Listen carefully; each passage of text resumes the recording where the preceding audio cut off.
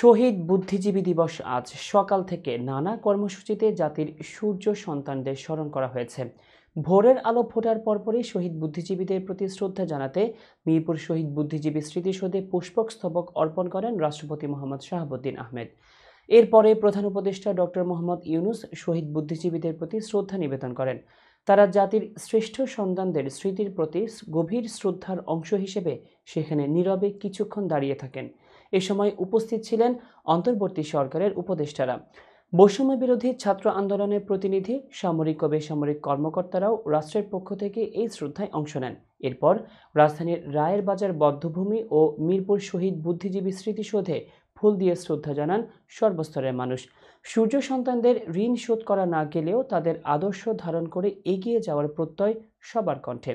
রায়ের বাজার বধ্যভূমিতে শহীদ বুদ্ধিজীবীদের শ্রদ্ধা জানাতে আসা এক নারী জানান, ব্যক্তিগত শ্রদ্ধার জায়গা ওনাদের জন্য, সেটা প্রকাশ এবং পরবর্তী প্রজন্মকে পরিচিত করতে হবে।